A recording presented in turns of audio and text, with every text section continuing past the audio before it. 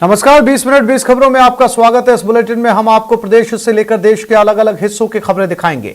साथ ही आपको यह भी बताएंगे कि दुनिया भर में क्या कुछ चल रहा है। तो चलिए शुरू करते हैं 20 मिनट में 20 खबरों का सिलसिला। सबसे पहले खबर अपने प्रदेश राजस्थान की। महिलाएं हैं कि हटने का नाम नहीं ले रही। उनके हाव भाव पर न पुलिस का डर नजर आ रहा है और न पुलिस वालों से उलझने के दौरान लगने वाली चोट का डर। सबकी सब भिड़ी पड़ी हैं। आखिरकार ये पुलिस वैन में बैठी पुलिस वालों को खींचकर बाहर निकालने में कामयाब हो ही जाती हैं। साथ ही अपनी साथियों को भी उनकी गिरफ्त से बाहर निकाल लाती हैं। हालांकि इसके बाद भी मामला शांत होने की जगह बढ़ता ही नजर आ रहा है। पुलिस और पब्लिक के बीच भिड़ंत की तस्वीरें सीकर के नीमका थाना इलाके की हैं। बताया जा रहा है कि ओवरलोडेड डंपर की वजह से यहाँ आए दिन हादसे होते रहते हैं। इसकी शिकायत कई बार पुलिस वालों से की गई, लेकिन उन्होंने कोई एक्शन नहीं लिया। भखोट के पास इस बार जब गांव वालों को ओवरलोड डंपर नजर आया तो उन्होंने सड़क पर जाम लगा दिया।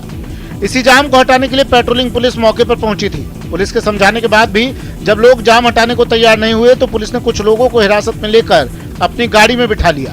पुलिस की इसी हरकत से गाँव वाले नाराज हो उठे और महिलाओं ने मोर्चा संभाल लिया। इस दौरान महिला पुलिसकर्मी से महिलाओं की अच्छी खासी झड़प भी हो गई। हाथापाई तक की नौबत आ गई। इन महिलाओं को आपस में उलझते देख दूसरे पुलिस वाले बस समझाते रह गए। हालांकि इस दौरान अगर कोई पुरुष इनके बीच आ रहा था तो पुलिस वाले उसे जरूर पकड़ ले रहे थे। बताया जा रहा है कि हंगामे के बाद पुलिस ने 8 लोगों को शांति भंग करने के आरोप में गिरफ्तार किया है। मरुधरा में ठंड बढ़ने लगी है और इस ठंड में सबसे ज्यादा हाल उन मजदूरों का बेहाल है जो अपने घर से दूर शहर में मजदूरी करने आते हैं और जिनके पास रहने को कोई पक्का ठिकाना नहीं है। प्रतापगढ़ की एसपी अमृता दुह ने ऐसे मजदूरों की मदद का बीड़ा उठाया है और इसी सिलसिले में उन्होंने शहर के नीमच नाके के पास सुबह सुबह जरूरतमंद मजदूरों को कंबल बांटे हैं। बताया जा रहा है कि एक निजी विंड पावर कंपनी ने कंबल मुहैया करवाए थे, जिसे पुलिस प्रशासन की देखरेख में जरूरतमंद मजदूरों के बीच बांटा गया। खास बात यह है कि कंबल बांटने के दौरान एसपी अमृता दुहन ने मजदूरों से उनका हालचाल भी पूछा और हर संभव मदद का भी भरोसा दिलाया। ये हर रोज 200-250 रुपए की दिहाड़ी पर आते हैं, उसी से अपना घर चलाते हैं। और अभी भी जैसे पीछे अभी उनसे बातचीत चल रही थी तो उन्होंने बताया कि बहुत ही कम उनको मजदूरी भी काफ़ी कम यहाँ पर दिहाड़ी मिल रही है प्रतिदिन की। तो इससे ज़्यादा ज़रूरतमंद अभी इकट्ठे एक जगह पर मिलने, यही सबसे ज़्यादा हमें सही लगा। यहाँ पर सारे प्रतापगढ़ से विभिन्न क्षेत्रों से यहाँ पर एकत्रित होते हैं। भले ही वन विभाग बाघों की मॉनिटरिंग और ट्रैकिंग के कितने ही दावे करे, लेकिन हकीकत में रणथंभौर में बाघों के गायब होने का सिलसिला थमने का नाम नहीं ले रहा है। आलम यह है कि 1.25 साल के अंदर रणथंभौर से 12 से अधिक बाघ बाघिन लापता हो चुके हैं। इसके बाद भी विभाग की ओर से बाघों की सुरक्षा को लेकर कोई ठोस कदम नहीं उठाए जा रहे। वन्य जीव विशेषज्ञों की माने तो एक और तो रणथंभौर में लगातार बाघों के कुनबे में इजाफा हो रहा है, लेकिन इसके साथ बाघों के गायब होने के आंकड़ों में भी वृद्धि हुई है। पहले आमतौर पर जहां रणथंभौर में एक साल में 2 या 3 बाघ मिसिंग होते थे, लेकिन अभी आंकड़ा भी बढ़कर 2 गुना हो गया है। मार्च 2021 में वन विभाग की ओर से 4 लापता बाघों को ढूंढने के लिए टीम गठित की गई थी, लेकिन अब तक विभाग को इनके बारे में कोई जानकारी नहीं मिल सकी है। वन विभाग से मिली जानकारी के अनुसार जनवरी 2020 से मार्च 2021 के बीच में रणथंभौर की कुंडेरा और तालड़ा रेंज के 125 वर्ग किलोमीटर के एरिया से ही 12 बाघ लापता हो गए हैं। बाकी टाइगर की संख्या बढ़ने के साथ साथ टाइगर दूसरे एरिया में कई बार जो कब्स वाली टाइगरेस है वो थोड़ा एरिया को शिफ्ट कर देती है टाइगर कब्स की सेफ्टी के लिए। विदेशी परिंदों के कलरव से बूंदी का रामनगर तालाब और बरधा बांध आजकल गुलजार है। जहां तक नजर जाती है रंग बिरंगे पक्षियों का कुनबा नजर आता है। कभी पानी पर तैरते तो कभी आसमान में नाना तरह के आकार में परवास करते इन पक्षियों को देखकर ऐसा लगता है मानो यही इनका घर है।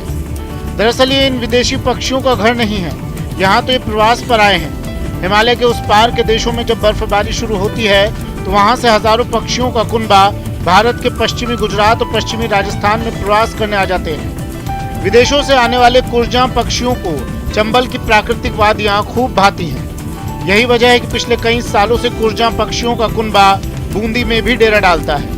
ये बहुत अच्छे वेटलैंड है जिनमें हमेशा पूरे तालाब में छिछला पानी रहता है और बरसात में पूरे भरने के बाद यहाँ पर सबसे ज़्यादा जिले में पूरे हाड़ौती में सबसे ज़्यादा यहाँ पर प्रवासी पक्षी आते हैं, जिनमें विशेष रूप से कुरजां पक्षी जो डोमिसाइल क्रेन है चीन मंगोलिया से आते हैं, उनके लिए फेमस है क्योंकि पूरे हाड़ौती में कहीं नहीं आते हैं, केवल इस रामनगर वेटलैंड पर ही आते हैं। और अब देख लेते हैं कुछ अन्य राज्यों की महत्वपूर्ण खबरें। पिता गांव की सरकार के मुखिया बने तो बेटा जोश में होश खो बैठा। कभी ठुमके लगा रहा है तो कभी तमंचा चमका रहा है। सोशल मीडिया में तेजी से वायरल हो रहा ये वीडियो है बिहार के औरंगाबाद के देव प्रखंड के बेड़नी पंचायत का।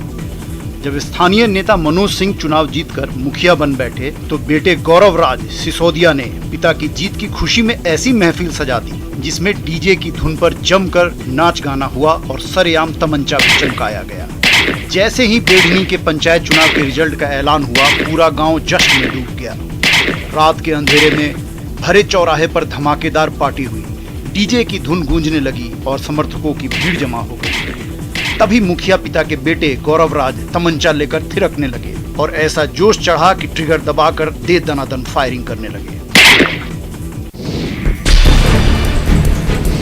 सड़क पर सांडों के इस महासंग्राम की तस्वीरें बिहार के मुंगेर जिले के संग्रामपुर मुख्य बाजार की है। बताया जा रहा है कि सुबह सुबह ये दोनों सांड कहीं से घूमते हुए इधर आ गए और फिर एक दूसरे को देखकर ऐसे भड़क गए कि दोनों एक दूसरे के जानी दुश्मन हो। एक दूसरे के सामने आते ही दोनों एक दूसरे पर पिल पड़े। इस दौरान वहां खड़ी कुछ साइकिलें और मोटरसाइकिलें इनकी चपेट में आ गईं और सड़क पर उनका कचूमर निकल गया। इतना ही नहीं, इन सांडों के दंगल की वजह से आसपास के दुकानदारों का सामान सड़क पर बिखर गया।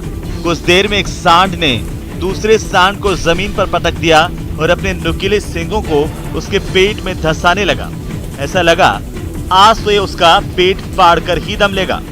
यहाँ के लोगों का कहना है कि आवारा पशुओं की वजह से संग्रामपुर बाजार में आए दिन ऐसे हादसे होते रहते हैं।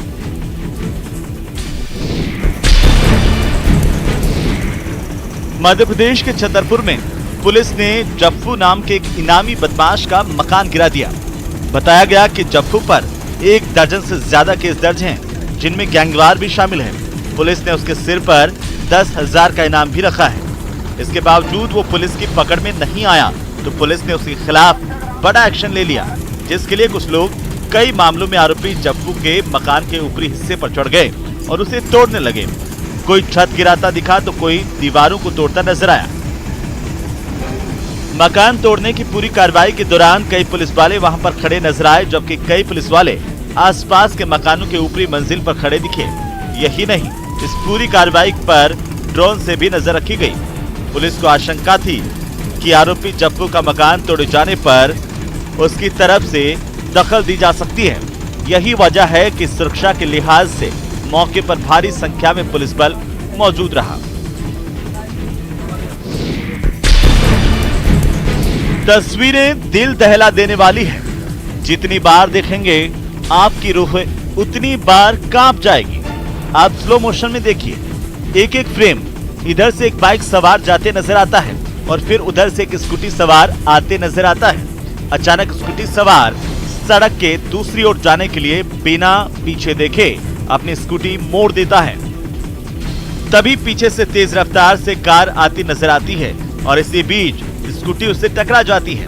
स्कूटी सवार को देखते ही कार चला रहे ड्राइवर का कार पर से नियंत्रण खो जाता है और तेज रफ्तार होने की वजह से वो सड़क के किनारे रखे बोर्ड और नाली को ढकने के लिए लगाई गई सीमेंट की प्लेटों से टकराकर पलट जाती है। अगले फ्रेम में कार पलटती हुई नजर आती है और पूरा इलाका धूल के गुब्बार से भर जाता है। फिर वो स्कूटी सवार उठता हुआ नजर आता है और वो अपनी स्कूटी को उठाने की कोशिश करता है। दिल दहला देने वाली ये तस्वीरें उत्तराखंड के नैनीताल के खैरना इलाके की है। बताया जा रहा है कि वीडियो 4 दिन पुराना है और इस हादसे में कार सवार 4 लोग गंभीर रूप से जख्मी हुए हैं। दिल्ली के सिंघू बॉर्डर से किसानों के तंबू हटने के बाद प्रशासन ने भी वहां लगे सीमेंट के बैरिकेड हटा दिए हैं। केंद्र सरकार से लिखित आश्वासन मिलने के बाद किसानों ने आंदोलन खत्म करने और बॉर्डर खाली करने का ऐलान किया था और 11 दिसंबर से बॉर्डर खाली करने की शुरुआत कर दी थी। इसके बाद प्रशासन ने भी बॉर्डर पर अपनी ओर से किए गए इंतजाम जैसे कि सीमेंट के बैरिकेड और कंटीली तारें हटाना शुरू कर दिया। इसके लिए खुदाई करने वाली मशीन का इस्तेमाल किया गया और सीमेंट के बैरिकेड को तोड़ा जाने लगा। किसानों के तंबू हटने से सिंघू बॉर्डर करीब करीब खाली हो चुका है, इसलिए सीमेंट के बैरिकेड तोड़ने में आसानी हुई और उसके टुकड़े सड़क पर यहाँ वहाँ बिखरे नजर आए। इस मशीन ने उन पर लगी कंटीली तारों को भी हटाया गया। इस दौरान पूरे इलाके में बड़ी तादाद में पुलिस वाले तैनात किए गए, जिनकी चप्पे चप्पे पर नजर रही। मुंबई में अंधेरी दहिसर रूट पर अगले 2 महीने में मेट्रो सेवा शुरू हो जाएगी। माना जा रहा है कि इससे वेस्टर्न एक्सप्रेसवे पर घंटों तक जाम में फंसे लोगों को काफी राहत मिलेगी। हालांकि इसके लिए लोगों को अगले साल तक का इंतजार करना होगा। लोगों को जाम से जल्द राहत मिले, इसके लिए पूरी रफ्तार के साथ आखिरी चरण के काम और ट्रायल को अंजाम दिया जा रहा है। स्टेशनों की साफ सफाई और उनको चमकाने का काम भी तेजी से चल रहा है। जो दहिसर ईस्ट है वहां से लिंक रोड पे जो है वहां तक के लिए भी जो है एक मेट्रो ट्रेन रखी गई है, जिसके चलते जो मुंबई का है वो आसानी से जो है ये रास्ता कुछ ही मिनटों में जो है वो इस्तेमाल कर पाएंगे। मेट्रो प्रशासन को उम्मीद है कि फरवरी तक इस रूट पर लोग सफर कर सकेंगे।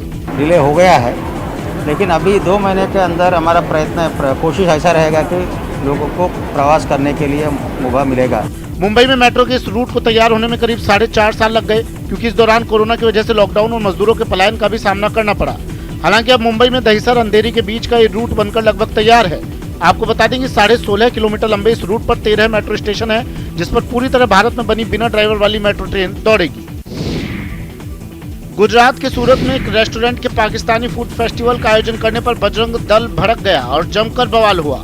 रेस्टोरेंट में 12 से 22 दिसंबर तक पाकिस्तानी फूड फेस्टिवल होना था, लेकिन उसके शुरू होने के अगले ही दिन बजरंग दल के कार्यकर्ता वहां पहुंच गए और पाकिस्तानी फूड फेस्टिवल के पोस्टर फाड़ने लगे। बड़े बड़े पोस्टर फाड़ने के दौरान बजरंग दल के एक कार्यकर्ता ने उन पर चप्पल दे मारी। इनका गुस्सा इतने से ही शांत नहीं हुआ। वो रेस्टोरेंट की छत पर पाकिस्तानी फूड फेस्टिवल के प्रचार के लिए लगाए गए सारे पोस्टर फाड़कर नीचे सड़क पर लाए और फिर उन्होंने उनमें आग लगा दी। बजरंग दल के कार्यकर्ताओं ने रेस्टोरेंट के मालिक को ऐसा आयोजन दोबारा न करने की चेतावनी दी और वहां काफी देर तक हंगामा करते रहे। आसमान से सफेद फाहों की तरह गिरते बर्फ की तस्वीरें तो खूब देखी होंगी आपने, लेकिन जमीन पर लटकते ऐसे बर्फ की तस्वीरें आपको जरूर रोमांचित कर रही होंगी। ये तस्वीरें हिमाचल प्रदेश के किन्नौर की है, जहां पहाड़ से नीचे आ रही पानी की धार जम गई है और ये जमी हुई धार ऐसी नजर आ रही है मानो पहाड़ पर धारदार सफेद तलवारें लटक गई हैं। जमे हुए इस बर्फ को लोग तोड़कर यहाँ आने वाले पर्यटक खेल का सामान बना लेते हैं। हालांकि यहाँ के स्थानीय लोगों का ठंड की वजह से हाल बेहाल है और लोग अलाव जलाकर ठंड से बचने का उपाय करने में लगे हैं। किन्नौर की तरह ही उत्तराखंड में भी ठंड ने कोहराम मचा रखा है। हाल यह है कि यहाँ पहाड़ी झरने अब जमने लगे हैं। इन तस्वीरों को देखकर अंदाजा लग गया होगा कि जोशीमठ में इन दिनों किस कदर ठंड पड़ रही है, जिसकी वजह से पहाड़ से गिर रहे झरने जमने लगे हैं। साथ ही पहाड़ी नदियों के भी सख्त होने का समय आ गया है। ये तस्वीरें उन लोगों के लिए रोमांचित कर देने वाली हैं जो इस वक्त बर्फबारी का मजा लेने की कोशिश कर रहे हैं। हालांकि इन तस्वीरों से ये भी अंदाजा जरूर हो जाता है कि जोशीमठ के लोगों के लिए जिंदगी आने वाले दिनों में किस कदर मुश्किल होने वाली है। जम्मू कश्मीर के 2 शिक्षकों ने फिर ये दावा किया है कि उन्होंने कुलगाम जिले के अहरबल क्षेत्र में 7 और जीवाश्म स्थलों की खोज की है। रऊफ हमजा और मंजूर अहमद नाम के इन दोनों शिक्षकों ने कुछ महीने पहले भी कुलगाम जिले में एक विशाल जीवाश्म स्थल की खोज की थी। आपको बता दें, मंजूर अहमद और रऊफ हमजा कश्मीर के एक स्कूल में जूनियर लेक्चरर हैं। इन दोनों ने अहरबल जलप्रपात के पास जीवाश्म के नमूने की खोज करते समय इन्होंने एक ऐसी जगह की खोज की थी जहां 48.8 से 35.4 करोड़ सालों के बीच के जीवाश्म मिले थे। लेकिन साउथ कश्मीर में आज जिन साइट्स पे हम गए, यहाँ पे हमने एक फॉसिलाइज्ड फॉरेस्ट ही देखा, पेट्रिफाइड वुड, जो कि पुराने ज़माने के फॉरेस्ट है, अब उनके फॉसिल बन गए हैं। यहाँ पे बिल्कुल क्लियर है, वो जैसे लगता है कि रॉटन वुड जो गिरे हुए हैं, ट्रीज कट हो गए हैं, अब वो रॉटन हो गए हैं। तो वहाँ पे पूरा जो फॉरेस्ट एरिया है, रादर ये एक माउंटेनस एरिया है, तो ये पूरा माउंटेन एक जियोलॉजिकल वंडर है। जम्मू कश्मीर में पर्यटन को बढ़ावा देने के लिए कई तरह के कार्यक्रमों का आयोजन होता रहता है। इसी कड़ी में श्रीनगर में ओल्ड कश्मीरी आर्ट का प्रमोशन किया जा रहा है, ताकि देश विदेश से आने वाले सैलानी कश्मीर की कला से रूबरू हो सकें और उन्हें ये एहसास हो सके कि कश्मीर सिर्फ अपने खूबसूरत वादियों की वजह से ही जन्नत नहीं है, बल्कि यहाँ की आर्ट एंड क्राफ्ट सेक्टर भी इसकी खूबसूरती में 4 चांद लगाते हैं। ये जो कश्मीर में क्राफ्ट है, हुनर है, एक ही हुनर नहीं है, हमारे पास बहुत हुनर है। इसकी फिक्र अगर गवर्नमेंट करेंगे हमारा साथ, तो ये आगे बढ़ेगा बहुत। ये कश्मीर में जो लोग ज्यादा नौकरी ढूंढते हैं ना, वल्लाह इसकी जरूरत नहीं पड़ेगी। And we can actually see Kashmir and what it has to offer to the rest of the world, whether it is natural beauty or these handicrafts which are very exquisite and beautiful. Old Kashmiri art के promotion की वजह से जहां इनके कारीगरों को रोजगार मिलता है, वहीं यहां पर आने वाले पर्यटकों को भी कश्मीरी कला को नजदीक से समझने का मौका मिलता है और यहां की नायाब चीजों को घर ले जाने का भी मौका मिलता है। ये वो हथियार है जिसके नाम से दुश्मनों की रूह कांप जाती है, जिनकी तैनाती मात्र से दुश्मन कैंप में खलबली मच जाती है। यूं तो इन हथियारों की तैनाती सरहद पर होती है, लेकिन आम लोग इन हथियारों को करीब से देख सकें, इसके लिए मध्य प्रदेश के जबलपुर में आजादी के अमृत महोत्सव के तहत हथियारों की प्रदर्शनी लगाई गई है। इस प्रदर्शनी में लोग नजदीक से धनुष, तोप, सुरंगरोधी वाहन, थल, वायु और नौसेना की तरफ से इस्तेमाल किए जाने वाले विध्वंसक बमों को भी देख सकते हैं। इन हथियारों को नजदीक से देखकर, इन्हें छूकर, इनके एक एक पुर्जे की जानकारी लेकर यहाँ आने वाले लोग बेहद खुश हैं और कह रहे हैं इन हथियारों को देखकर उन्हें अपने देश की सेना पर गर्व होता है। सब बहुत प्राउड फील हो रहा है कि हम लोग के पूर्वजों ने सिर्फ हमें आज़ाद दिलाने के लिए इतना मेहनत किया था। मुझे यहाँ पर आने में बहुत अच्छा लगा, क्योंकि जब मैं घर में बैठा हूँ लॉकडाउन में, तभी मैं गेम खेलता था। वहाँ पर गन्स बहुत अच्छे लगते थे, देखने में अच्छे लगते थे कि इसको चलाना बहुत ईजी है। जब मैं यहाँ पर आया तो मैंने देखा कि असल में गन्स बहुत डिफरेंट होते हैं और यहाँ पर चलाना बहुत मुश्किल होता है। हरियाणा के कुरुक्षेत्र में चल रहे अंतर्राष्ट्रीय गीता महोत्सव में आए लोक कलाकारों का जलवा देखते ही बनता है।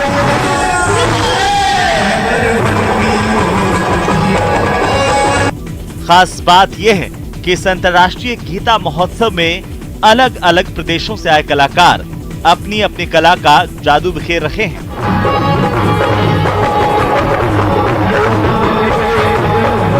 आपको बता दें, यहाँ आए दर्शकों को एक ही मंच पर ओडिशा के गोतीपुआ, मध्य प्रदेश के गणगौर, उत्तर प्रदेश के मयूर नृत्य, राजस्थान के भपंग वादन और मणिपुर के मणिपुरी रास देखने का शानदार मौका मिल गया। इन प्रदेशों के अलावा यहाँ पर बिहार, पश्चिम बंगाल, सिक्किम, झारखंड और गुजरात से आए कलाकारों ने भी बखूबी अपनी कला का प्रदर्शन किया। एक बार राधा रानी के मन में उत्कंठा हुई कि मैं एक बार कृष्ण भगवान को स्वयं मयूर के रूप में देखूं और वो मेरे सामने नृत्य करें।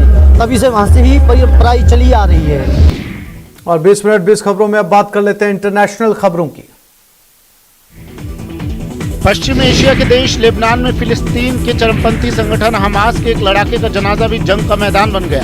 सत्ता के लिए सालों से हमास से उलझे उसके विरोधी गुट ने वहां गोलीबारी कर दी, जिसमें कम से कम 3 लोगों की मौत हो गई। 3 दिन पहले लेबनान में फिलिस्तीनियों के एक रेफ्यूजी कैंप में जोरदार धमाके हुए थे, जिनमें हमास के लड़ाके की मौत हो गई थी, लेकिन उसकी अंतिम यात्रा में हमास के विरोधी संगठन ने हमला कर दिया। वहाँ इतनी गोलियां बरसाई गई कि दुख में डूबे लोग दहशत से भर गए और अपनी जान बचाने के लिए भाग खड़े हुए। हमास के हथियारबंद लड़ाके भी अपने साथी के जनाजे में तैनात थे, लेकिन उनकी सारी तैयारी धरी की धरी रह गई। एक इंसान के जनाजे में 3 और लोगों की लाशें बिछ गई और मातम की चित्कार एम्बुलेंसों के सायरनों के शोर में दब गई। हालांकि फिलिस्तीनियों के हुजूम के बीच हमास के लड़ाके के जनाजे को कब्रिस्तान पहुंचा दिया गया। आपको बता दें कि लेबनान में फिलिस्तीन के करीब 2 लाख शरणार्थी अलग अलग कैंपों में रहते हैं, जिनमें एक कैंप में 3 दिन पहले जोरदार धमाके हुए थे। बताया गया है कि धमाके हमास के हथियारों के खुफिया गोदाम में हुए, लेकिन हमास ने इस दावे को नकार दिया। हमास भले ही गाजा पट्टी में सरकार चलाता है, लेकिन उसके लड़ाके लेबनान समेत पश्चिम एशिया के कई देशों में ऑपरेट करते हैं। इटली के सिसिली में इमारत ढहने से बड़ा हादसा हो गया है और इसमें 7 लोगों की जान चली गई है। बताया गया है कि वहाँ मीथेन गैस के रिसाव की वजह से जोरदार धमाका हुआ, जिसमें वो बहुमंजिला इमारत बर्बाद हो गई। वहाँ से सामने आई तस्वीरों में बचाव दल के लोग मलबे में दबे लोगों की तलाश में सर्च ऑपरेशन चलाते नजर आए। बचाव के काम में खुदाई करने वाली मशीन की मदद भी ली गई, जिसके जरिए राहत कर्मी कंक्रीट की भारी भरकम मलबे को हटाते दिखे। दमकल की कई गाड़ियां भी बचाव अभियान में जुटी नजर आई। मलबे में फंसे लोगों को ढूंढने के लिए बचाव कर्मियों की कई टुकड़ियां मोर्चे पर उतार दी गई। Ci sono 3 vittime, 2 persone sono state estratte vive, sono in ospedale, stanno bene. इमारत में हुआ धमाका इतना जबरदस्त था कि उसने इमारत को मलबे के ढेर में बदल दिया। आसपास मौजूद लोग भी इस हादसे में सहमे नजर आए। Che è sembrata una bomba di quella giusta. Poi subito ci siamo खबर है कि हादसे के वक्त इमारत में 11 लोग मौजूद थे, जिनमें महिलाएं और बुजुर्ग भी शामिल थे। हांगकांग से सांसें अटका देने वाला एक वीडियो सामने आया है। वहां घोड़ों के अंतरराष्ट्रीय रेस में इतना भयानक हादसा हुआ कि 2 घोड़ों की मौत हो गई, जबकि 3 जॉकी रेस के मैदान से सीधा अस्पताल पहुंच गए। हालांकि हादसे से चंद सेकंड पहले तक सभी घुड़सवारों के सिर पर जीत का भूत सवार था। रेस फिनिशिंग लाइन के करीब थी और सभी जॉकी बिजली की रफ्तार से अपने घोड़े